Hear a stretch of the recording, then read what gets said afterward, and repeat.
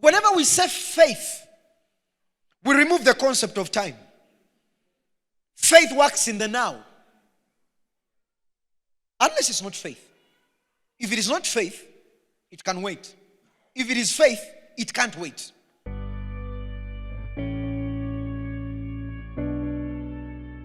Luke chapter 8, the Bible says from verse 40, "And it came to pass when Jesus was returned, the people gladly received him, for they were all waiting for him. And behold, there came a man named Jairus, and he was a ruler of the synagogue. And he fell down at Jesus' feet and besought him that he would come into the house.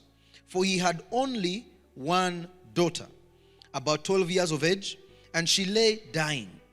But as he went, the people thronged him." Notice that the man who came to him was one of the rulers in the synagogue, one of the church elders. And he had a daughter who was lying dying. And the Bible says he spoke to Jesus, saying to go and to help him. And the Bible says, when Jesus was moving, the people thronged him. The people pressed against him. Verse 43. "And a woman, having an issue of blood 12 years, which had spent all her living upon physicians, neither could be healed of any, came behind him and touched the border of his garment. And immediately her issue of blood stanched. And Jesus said, 'Who touched me?' And when all denied, Peter and they that were with him said, 'Master, the multitude throng thee.'" The story here talks about a lady who had need. But of course, when you read from where we started to read, you realize that it wasn't even just about the lady. The story did not begin with the lady. The story was about a young girl who was lying, dying. She was sick on a deathbed. The story was about that young girl. But we see a lady who comes in the picture. And I have something to explain to you there about receiving from God.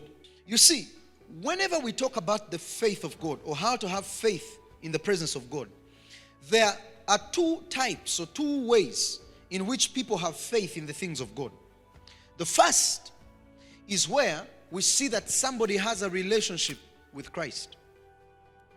Sometimes faith works because you have a relationship with Christ. And that's why we always teach this gospel, to help you to create a relationship with God. That when you ask, when you pray, you are not a stranger. People don't understand that God sent his son so that we can have a relationship with him. So that we can be in communion with him. The reason Jesus came was to bridge the gap between man and God. That gap had started in the Garden of Eden when man sinned. So we preach the gospel to this end, that our relationship with God might be mended through Christ. This woman, she said in herself, "I'm going to touch the hem of his garment. And my desire is simple, that I should be healed." His desire or her desire was simple. She wanted to be healed. And she said, "I know how I'm going to be healed. I'm going to touch the hem of his garment." Now, let's begin the understanding here. Question: how did she know that if she touches the hem of Jesus' garment, she'll be healed? How did she know? It means that there was something she had been hearing about this Jesus. There was a message that was going out about this Jesus. And that's why we always tell people, it's important how you hear. Sometimes it's important to sieve your information.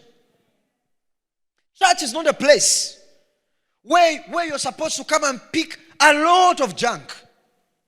Some people don't understand that the reason we have an opportunity to gather and to pray is so that God can do something in somebody's life.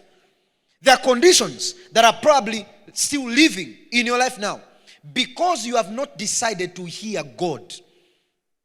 This woman had heard a story about this Jesus, and she knew he was a healer. And she said, "If I touch him, though I've been sick for 12 years, I will be healed." Sick for 12, believing to be healed in a second. And I love the Bible. He says, when Jesus said, who has touched me? When she came forth, the Bible says she had already been healed. She now said of what reason she had touched him, for she had even been healed immediately. There's something about this woman's faith that you need to understand. She wasn't believing God for tomorrow. You see, there are people who come in the presence of God and they are believing God will do it next week. They are believing God can do it next year. I'm believing God to do it now. Now. Oh, yes. No wonder the Bible says, now faith is. There's a verse which touched me. Verse 46. Let's go there. It says, and Jesus said, somebody has touched me, for I perceive that virtue is gone out of me. He says, I perceive that virtue is gone out of me. So do you mean whenever something is happening, virtue is dispensed?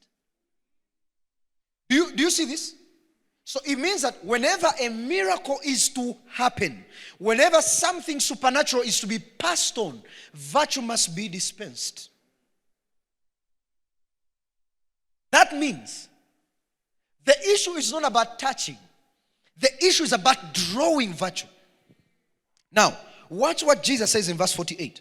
He says, and he said unto her, daughter, be of good comfort. Thy faith hath made thee whole. Go in peace. He says, daughter, be of good comfort. Thy faith. Now, this is why I want to talk about this thing. There is a place where, like in the day of Lazarus, when he was dead, where Jesus came and resurrected him because of Jesus' faith, because of his faith, against all other people. But then there is this which Jesus talks about, which is called your faith. Your faith. Because the good thing about this one is that it does not wait for the moving of God. Because if it is God who's going to always deliver you, he will always come when he needs to come. But when it is your faith, it means that you can move him when you want to move him.